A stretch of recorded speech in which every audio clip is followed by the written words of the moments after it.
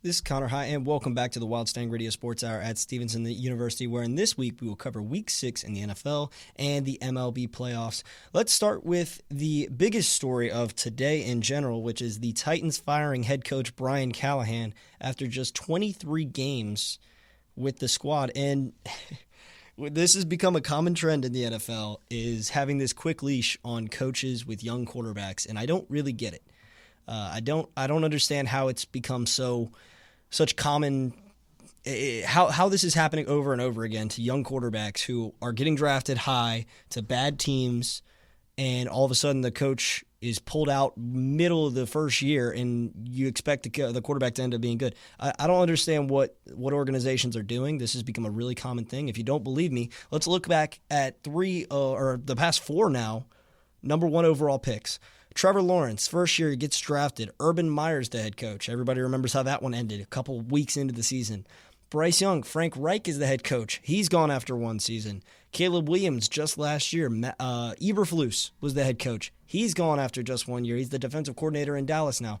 So you look at what's going on with these quarterbacks and what's going on with these organizations, and I think the biggest problem is a lack of understanding on how to develop at this point and how to be patient with a young quarterback. Because when was the last time that a team picked a quarterback and stuck with him? Yeah, he may be struggling right now, but this is our guy. He's going to end up being good. When was the last time that happened? I mean, is it happening right now with Tua? Maybe. Tua's shown promise, though. I think the best example would be Trevor Lawrence, where Trevor Lawrence has really not shown that he's a great quarterback yet, but he has shown promise. And I just don't understand it. I really don't understand it. I hate that we have to keep having this conversation about, we're looking for a new coach for a number one overall pick quarterback or a young quarterback. I mean, even Justin Fields went through this. It's becoming way too common in the NFL, and it's going to really hurt the development of Cam Ward. Or maybe he gets lucky and gets a really nice coach that turns it around. But it's just such a shift. It's a shift for him, and it's going to be really tough. Let's look at some of the replacement options because we have to now. We're going to look at, obviously, the fan favorite and maybe the favorite overall, which is Jon Gruden. Jon Gruden's become very popular ever since he left Vegas last year, or a few years ago he resigned. Obviously has that scandal with the emails, but that seems to be, being pushed back into the dark a little bit. Gruden's obviously a pretty good coach. I think he's a little overrated when you look at him all time. You're looking at a career 500 coach pretty much, a 511 win percentage, 117 and 112 career. Everybody loves Gruden, Super Bowl champion, really good coach, really good football mind, loves football, really good for the game. I just don't know if he's the best option for you over there, especially in modern day NFL. I would just rather. I don't think that would be a great option for the Titans to go back to Jon Gruden, all the controversy, and again, just you're not getting a Super Bowl coach. You're getting a guy who's been 500 for a while now. I mean, his past 3 seasons in the NFL, obviously went 3-2, resigned. Let's look at his past 3 full seasons over there in Oakland from 2018 to 2020. He went 4-12 in his first year. Then he went 7-9. Then he went 8-8. I'm sorry, I don't really see the allure of Jon Gruden coming back out of retirement or come back out of whatever it is he's at right now and really turning that team around and developing Cam Ward. Now, one guy I really do like, which has become a very big name in football right now, is Joe Brady. Joe Brady is the offensive coordinator for the Buffalo Bills, and ever since going over there to Buffalo, he has really turned this team around. They are top 5 in points every year. Josh Allen seemed to have catapult himself when he was over there to an MVP every single year, and it's been a really good run for him in Buffalo. I think he is destined to be a head coach next year. I don't know where, but this would be a great spot for him, and I think if the Bills end up underperforming this year, then I think he 100% leaves that team, or even if they end up being really good, he leaves that team, and this is a great spot for him. Young quarterback. He's been very good with that. Another good guy, though, with quarterbacks, who actually is coaching a quarterback right now, is Cliff Kingsbury, the offensive coordinator over there in Washington. Obviously, Cliff Kingsbury has been a head coach before. We've seen him before. He was not impressive. He has not done anything to say, wow, this guy is a great head coach. But what this guy does is when he is an offensive coordinator, when he is in a quarterback's coach, when he's involved with some quarterback somehow, he makes them better. Every year you see it out of him. Jaden Daniels last year came up to the NFL as the number 2 overall pick, maybe a little bit raw when he came up, right? Good accuracy, good overall talent, but he turned him into the best quarterback maybe in the NFC East last year, and that's saying something with the quarterbacks they have over there. And right now Jaden Daniels is also playing great. I think this would be a great option for them, but I don't think it would be the best option. Obviously, he's 28-37 as a career head coach in the NFL. When you look back at college, he coached at Texas Tech. Obviously, he coached Patrick Mahomes, which was a really big pad to his resume. But he was 35-40 at Texas Tech. Not really something you love. Not really something, and college is a completely different game, but not really something you say, wow, 35-40, 500 football at Texas Tech. Wow, no, you don't really say that. So there would be a long shot that he would get this job. It would be a long shot that he gets a head coaching job in general because of his past, but he has had success before, took Arizona to 11-6. I do love this guy. I think he's going to be a head coach next year. I don't know if it's with Tennessee, and this is the guy I think will be. This is a guy who was a head coach just a year ago, ends up pretty much resigning from his job because he didn't want to be coaching for the guy in charge anymore. It's going to be Mike McCarthy. I think Mike McCarthy is the perfect hire for the Titans. I think Mike McCarthy is a proven winner. He's not too old. I mean, he is now turning 61. I think this guy is a great coach. I think he's proven it. Obviously, he was in Green Bay forever, was phenomenal in Green Bay, won a Super Bowl there. But unlike John Gruden, where John Gruden, yes, he won a Super Bowl, he kept the success going after that Super Bowl. He's had multiple successful seasons. When he was in Dallas, his worst season was 6-10, and that is when his entire team was hurt. And then he went 7-10 last year. Again, the entire team was hurt. The years that the team was healthy and Dak was on the field, 12-5, 12-5, 12-5. Now, did they ever get over that hump in the playoffs? No. But you're looking at a guy who was maybe 1 or 2 plays away from going to the Super Bowl at times. This guy is a proven NFL coach. This guy's a winner. This guy should be the next coach of the Tennessee Titans. This should be the number 1 name for the Titans. They say, this is the guy we want. He goes out. He makes quarterbacks better. He makes teams better in general. Defenses have always been pretty solid under him. He has been a very good coach for a long time. And I think this is going to be your new head coach of the Tennessee Titans. They made a few mistakes over there. This is the way to fix it. This is the way to get them moving in the right direction. Obviously, I feel bad for Brian Callahan. I don't fully blame him for what's going on. He was great in Cincinnati as the offensive coordinator. I would love to say that it's Brian Callahan's fault that this Tennessee team's bad. I would love to tell you that's why he was fired. It's not. It's not. Yeah, he's 4-19 over his last 23 games. He's got a rookie quarterback where last year he had Will Levis. Yeah, let's see a bunch of other coaches go out there and try to win a bunch of football games with Will Levis. No disrespect, but it's not going to happen with the roster they have, with the receivers they have, with the running backs they have. How are you supposed to put up points with that team? So you got to give him time, in my opinion. I don't like this. They just beat Arizona last week. I know it was a little fluky, but they just beat them last week. They've been bad, but have they been that bad? No, they've actually played some competitive football. So I think it's too early, but they can turn it around. Hire Mike McCarthy. He will have you in the playoffs in just a few years. This guy's a winner. Hire Mike McCarthy. That's how you solve the problem over there in Tennessee. Now let's move on to the MVP. It's never too early to talk about who the MVP is. And right now, without a doubt, no question, the MVP should be Baker Mayfield. You look at the stats and you're like, wow, 12 touchdowns, 1 interception. That's pretty impressive. And then you look at the games he's played. He played at Atlanta week 1. Game-winning drive, touchdown, 3 touchdowns total. Game-winning drive against Houston. Then he went to New York. Game-winning drive against New York. Philly beat him. Obviously had a great game, though, 289 and 2 touchdowns. He did have the 1 pick on the year. And then the Seattle game, oh my gosh, 2 weeks ago, that game in Seattle was unbelievable. Him and Sam Darnold were dueling it out, and guess what? Game-winning drive from Baker Mayfield wins it. This guy is, he refuses to lose. I love this guy. He's an absolute great leader in the locker room. This guy could win the MVP. I could see him just keeping this up all year. His completion percentage is as high as it's ever been. He's going to last week he had no Mike Evans, he had no Emeka Egbuka, he had no Chris Godwin, and he had no Bucky Irving. He had his 4 biggest offensive weapons out, and this dude still won. I think this is a breakout year for Baker. If last year wasn't breakout enough with 41 touchdowns, I think this is the year that Tampa Bay team takes a step and goes back to a big NFC championship game at the least. This is a great team, and they're led by my favorite quarterback in the NFL right now. Now, speaking of the NFL right now, let's look at some of the updates on what's going on at the games right now. Currently, you got the Bears and the Commanders facing off. The Bears lead 13-7. Jaden Daniels just led a touchdown drive with a connection with Chris Moore. They actually have the ball back right now, and they're on their own 38. So we'll see what that game turns out to look like. And then the Bills and Falcons, a little bit of a surprise here. The Bills' offense has really struggled to move the ball in this Falcons defense, but the Falcons' offense has been on fire. Nearly scored a touchdown right at the end of the half there. Missed by 1 yard. Would have been a crazy way to end the first half. But yeah, the Bills offense looks like they're clicking a little bit more now than they were at the beginning. But Michael Penix looks really good, and Bijan Robinson, of course, is really good. So this is going to be a good game. I had written down before this game both of these games, both the Commanders and the Bills game, to be shootouts. I think these games lack defense completely, and you have four really solid offenses going against each other. We're going to see a lot of points tonight. We're going to see a great second half from both of these games, and we will talk about that more when we come back in 10 minutes. Stay with us.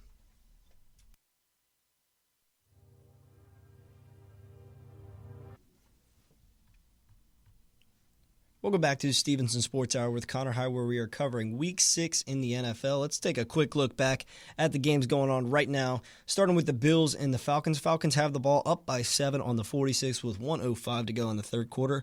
And in the Commanders and Bears game, right now you have the Commanders with the football in Bears territory, about the 35-yard line, 1:20 to go, and it's a big 3rd and 9 coming up. Now, let's take a look at some of the other NFC East teams. Let's start with the Cowboys real quick, because you want to look at a tale of classic Cowboys going on over there. For the past few years, they haven't had the best defense. They trade away their best defensive player this year, and Micah Parsons. Obviously, get 2 first-round picks for him. But what you give up is 30 points to the Panthers, and then you give up 40 to the Giants, and you start having these games where you're allowing insane number of points, and you're spoiling the career of a guy who has been criminally underrated for a long time, and that's Dak Prescott. Let's talk about the game on Sunday, though. Let's start with the Panthers-Cowboys game. Obviously, Cowboys go up at halftime 17-10, really nice, or 17-13. Good start. Obviously, keep that up. The whole game put up 27 points. You should win games with 27 points against the Panthers. Bryce Young played great. They outdueled Dak, I guess you could call it that. I mean, they both had 3 touchdowns. Dak had a higher completion percentage, higher yards, everything, and still lost. It was 30-27. But I think the Cowboys have a real problem right now, because the way you look at this team and you look at the offense and you're like, man, this team they're really rolling offensively. Everything's working offensively. Everything's clicking. They're putting up points against good defenses. They're putting up points against bad defenses. They're playing well. They've had one bad game all season, and that was against the Bears. And their defense is allowing, let's take a look here. Eagles 24 points, which they had 24 points at halftime, I'm almost certain. Let's check on that. They had 21 points at halftime, and then there was a lightning delay, and nobody scored after that. And then you have the Giants putting up 37 on you, Russell Wilson having the game of his second half of his career. And then you have the Bears putting up 31, and then you have the Packers putting up 40, and then you have the Jets putting up 22. And it's like, okay, at some point, you're going to have to stop somebody. If you want to win games, if you want to compete, you have to stop somebody. This is a good Cowboys team. This is a great offense in general, the number 1 yardage offense in the NFL. And they're 2-3 right now. And it's disheartening to watch. And I don't like the Cowboys. I'm not a Cowboys fan, but it is a tough thing to watch when you see a team this good offensively have this bad of a defense. It reminds you a lot of the Bengals, but man, Dak Prescott, you feel for the guy. 1,600 yards, 71% completion, 13 touchdowns, 3 picks. It's rough for him right now. He's having a great season, and he has 2 wins and 3 losses. So if they could start stopping people, this is going to be one of the better teams in the NFC.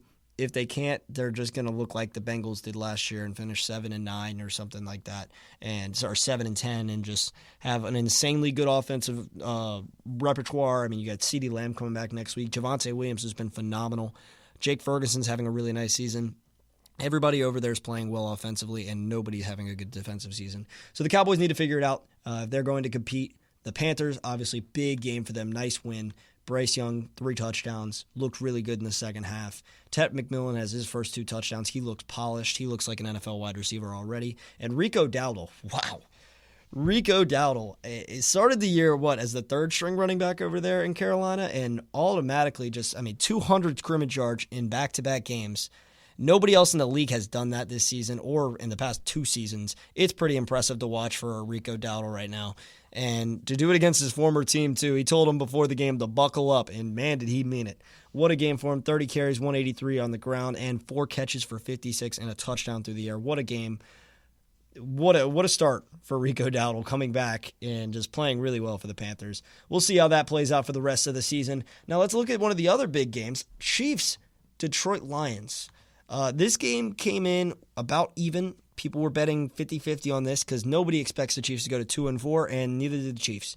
The Chiefs played phenomenal start to finish. The offense was great. I think this Chiefs team maybe is at its most dangerous right now. I know they don't have a running attack. I know Patrick Mahomes is leading the team in rushing yards. That's never good. But, man, they through the air have looked more impressive than they have in the past 2 seasons. They have been really, really solid through the air. Their receivers are making plays this year, even though they're not the best receiving core in the league. But, man, they're making some plays this year. Travis Kelce has actually been playing very well despite his aging status. But, man, this team looks really good right now. They have 3 losses. I don't think that's going to continue to add up. They've played 3 good teams. So I think this is going to be a really good Chiefs team again. I think this team might end up being the number 1 seed in the AFC once more. This team continues to be good. Patrick Mahomes is ridiculous. You watch this guy play, and you realize why people compare him to the greatest of all time. 11 touchdowns to 2 picks this year. 1,500 yards, 65% completions, and he's leading the team in rushing. He has been phenomenal. This is going to be another good year for the Chiefs. Just buckle up for it. Everybody expects it every year. People thought they may be getting off of it this year. Nope, not happening. Now, in the opposite direction here, let's look at the coach maybe on the hottest seat in the NFL outside of Brian Callahan. We're looking at the Dolphins. We've talked about them every single week, and every single week I ask, how long is it going to take for them to finally give up? And at this point, I don't know who they should give up on, because I think at some point you're going to have to stop somebody, and you're also going to have to run the ball. So you can't run the ball. This is just a list of everything bad over there in Miami. You can't run the ball. You have a toxic team culture. You can't stop anybody defensively, and your offense has struggled to throw it. So you basically are bad at football when you come down to it. Everything over there, you can't look at it and say, man, there's a positive. No, they have playmakers. That's it. They don't have an offensive line. They don't have a defensive line that's really worth noting. They don't have a great receiving core now that Tyreek's out. Jalen Waddle has a drop problem. Devon Achane is probably their best player. He's one of the better running backs as far as all-purpose, but he's not a great running back on the ground because that offensive line is so bad. So what do you do? What do you do in this situation? And I think, they played against the Chargers. They were winning, and then the defense blows it. Shocker. What do you do? And I would say that this season the Dolphins need to clean house. I think everybody who's on a near expiring contract or is looking to get another contract should probably be gone. Now, Tua is a tough one because you look at Tua, and I think Tua is a good quarterback. I'm one of the rare that thinks Tua is a top 15 quarterback in the NFL. I think he's a great thrower of the football. He's accurate. I think he's been stuck behind a terrible offensive line and bad play calling from Mike McDaniel. So do you get rid of Tua and you start with a fresh quarterback? Probably. I hate to say it, but you got to. You got to get rid of that. Yesterday he's calling out his teammates in the press conference for being late. It's just things you can't do. It's a toxic culture. It's a bad culture, and I think the Dolphins are going to have to clean house. It's just a matter of when now is when Mike McDaniel gets fired. But and again, I'm not hoping for any of this. I like Mike McDaniel. I like the Dolphins in general. It's just they have not improved over the past few years, and they're definitely not improving this year. So they're going to clean house soon, and it should happen sooner rather than later. Mike McDaniel should be fired here soon, and Tua probably will not be the quarterback next year. So rough things to say there, but as far as the AFC East goes, let's look at another team that's doing very, very well, and that's the New England Patriots. I don't want to look at the whole team, but I do want to look at Drake May, the starting quarterback. because, man, is he having a breakout second year. He's been the best second-year quarterback so far this season. He is having a phenomenal start. He has 10 touchdowns to 2 picks, a 73% completion percentage, which is amazing. And he had his best game of the season maybe yesterday against the Saints. He played phenomenal. I mean, almost perfect, really. 18 of 26 for 3 touchdowns, 261 through the air, and he could have had more except for a couple questionable pass interference calls on the offense. So, I mean, the guy has been great. The game against Buffalo, yeah, he didn't throw for any touchdowns, but 22 of 30 for 73% completion and 273 yards. This guy has been great. This guy is great. He's got all the tools, and dare I say, he's competing with Jaden Daniels for that best second-year quarterback tag. And he's got the Patriots up at 4-2, which they have not been in quite a few years.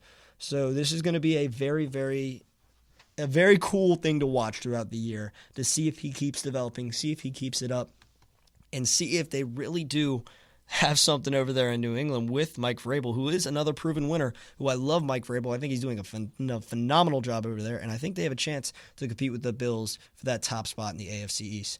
Now, sticking with the AFC East, I probably watched, I don't want to jump the gun here, but probably the ugliest football game in the history of international football. It was the Jets and the Broncos at 9:30 in London, and there was a lot going on in that game as far as special teams. So you had a 13-11 win for Denver, and the Jets fall to 0-6. The Jets might be a lock for that number 1 overall pick, by the way. That game, a lot of bad things is all I could say. First downs between the two teams total, 20, criminally low. And you had 246 yards from the Broncos compared to 82 yards from the Jets. This is an embarrassment of an offense over there. They had negative 10 passing yards on the day. They had 92 rush yards. They had more return yards than they did total yards offensively. They didn't turn the ball over, I guess. That's a positive, right? Maybe. Their yards per play were 1.4. Wow. Wow is all you could say to that. This Jets team is bad. They are really bad, and the Broncos did not look much better. I don't know what was in the air over there in London that made them play that bad, but goodness. 9 sacks by the Broncos defense is really all that saved them from maybe the worst loss we've seen this season. Wow, what a terrible game that was. It was not good. Bo Nix looked bad. The running backs over there looked bad. The receiving corps didn't get open. Whew. A lot of bad things. 6 punts from the Denver, and then on the Jets side, you had 7 punts. So you had 13 punts in total. Whew. It was a bad game. Let's hope next week's London matchup is better, and we'll be taking a look at that in just a few minutes when we come back in 10 minutes. Stay with us. It's our with Connor High, where we are looking ahead to Week 7 in the NFL. And as always, let's wrap up the week by looking at the 4 most competitive games, starting with the one in London we were talking about just before we went to break, Rams and Jaguars. Now, obviously, London had to witness the game last week that us Americans probably didn't like as much, but the Rams-Jaguars game shouldn't disappoint. We have 2 explosive offenses, 2 very solid defenses as well. The one thing we are concerned about for the Rams is Puka Nacua. Nacua suffered a sprained ankle last week, so we're going to see if he's able to go. That would be a big blow to the Rams offense if not, but that should be a very fun game, a very evenly matched game with how the 2 teams have played so far this season, and let's see if the Jaguars are for real. I know they beat the Chiefs a couple weeks ago. They fell to the Seahawks last week, so we'll see if they can beat the Rams, a really good team, my favorite team in the NFC outside of the Buccaneers, who are also playing the Lions this week. Buccaneers and Lions.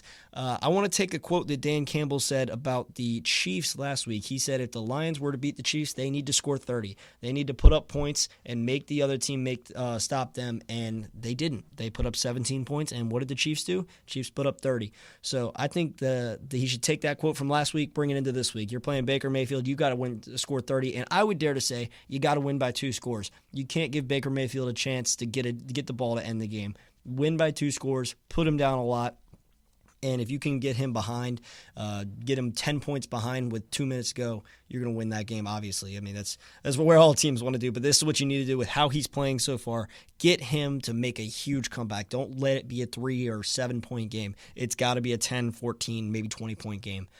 So the Lions need to score. They need to score 30 points, and they need to win by 2 scores. Falcons versus 49ers. Mac Jones has played great. Is he going to be starting next week? I don't know. Brock Purdy is still hurt. Is he healthy? Maybe. I'm not sure. That entire 49ers team is kind of banged up right now, and they're still winning. Credits to Kyle Shanahan. So we'll see who's starting for them next week. I would be perfectly comfortable if I were Kyle Shanahan starting Mac Jones. He has looked phenomenal in his week starting. The Falcons, they are coming off a short week where they're playing the Bills right now. Obviously, they're playing very good football, winning by 7, but they are coming off a short week. Whenever you come off a short week, teams seem to play different. Teams seem to play a little bit softer, so we'll see how they play. I would probably stick with the 49ers on that one because they have looked so good.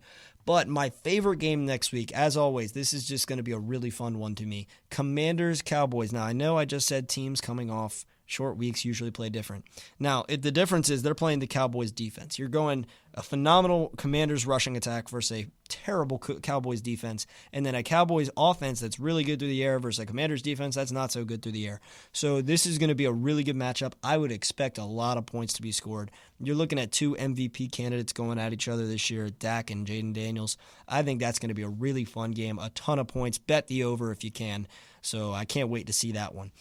All right, now let's switch over to the MLB where we look at the ALCS and the Seattle Mariners taking a 2-0 lead over the Blue Jays. But before we get to that game today, let's look back at the game from last night. Going into the 6th inning, tied 1-1. Bryce Miller threw a great outing for the Mariners, but tied 1-1 after the Cal Raleigh game-tying home run. That was a big hit by the MVP. He's had such a good postseason. Came through in the biggest moment there. And then Jorge Polanco comes through and has 2 more RBIs to really solidify that win. It was a really nice win for the Mariners, set the tone for the series, and the pitching for the Mariners continues to hold up as we expected. Now tonight, you had the Mariners going with Logan Gilbert on the mound, and Gilbert got a little bit roughed up. 5 hits over 3 innings, 2 runs, both of them earned. So you start to worry about that, and then the bullpen comes in and just slams the door over 6 innings. Just phenomenal work, 1 unearned run. Really, really nice outing. This is what this Mariners team is built on. They are built to pitch. They have a bunch of good pitchers. They are not the best hitting team, but they put up 10 runs tonight. They're able to do it. They're able to hit home runs on anybody. They have the MVP, and the MVP was 0 for 3 tonight with 2 walks and scored 2 runs. And yet they put up 10. So it's just one of those things. Julio Rodriguez hit a big home run in the 1st inning. And then you had Jorge Polanco again coming through 2 for 5. Josh Naylor 3 for 4. This was a really good showing in Toronto as the series goes to Seattle now. This is what the Mariners needed. They needed to set the tone. They needed at least one of these games. They took both. This is a great start to their series, and they're looking to get to the World Series, and this could be a historic showing for the Seattle Mariners. Now, for the Blue Jays, not as good. They're kind of shocked that the Mariners did this to them and did it so easily. This is a Blue Jays team that really has played well down the stretch, and they're kind of meeting their match right now. They need to win at least 2 or 3 over there in Seattle. And I will say, the past few years, home field didn't really matter that much in the playoffs.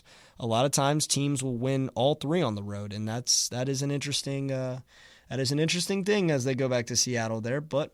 We'll see. Right now, I would take Seattle in this series, probably in a gentleman's sweep 4-1 because of how good they have looked. Now, the other series we're going to be looking at is the Dodgers and Brewers, which is tonight, and the Dodgers currently have a 1-0 lead as Blake Snell is throwing a 1-hitter through 6 innings. 6 innings, 8 strikeouts, 1 hit, and no walks. What a start for him. And this is going to be a really fun series. You're looking at the tale of 2 baseball teams. You're looking at a team that doesn't spend a lot of money in the Brewers. I think their payroll is at about $155 million versus a team that spends a ton of money with the Dodgers. So it's the tale of 2 baseball teams. It's the tale of 2 franchises, and we're going to see if the Brewers can pull it out. I would expect them to. They are unbelievable, but they are facing a Dodgers lineup that is crazy good, a Dodgers pitching staff that is crazy deep. and this is going to be a really fun series. I think the winner of this series probably goes on to win the World Series. These are the two best teams in baseball right now. These are the two hottest teams in baseball right now, and I think these teams are going to put together a phenomenal series. I could very easily see this going to Game 7, and I could also very easily see the Dodgers pulling this out. So this could be a very fun series to watch. Could be a fun rest of the game to watch, but you guys have a great rest of your night. I'm Connor Hyde. Thank you for listening, and we'll be back next week to do it all again.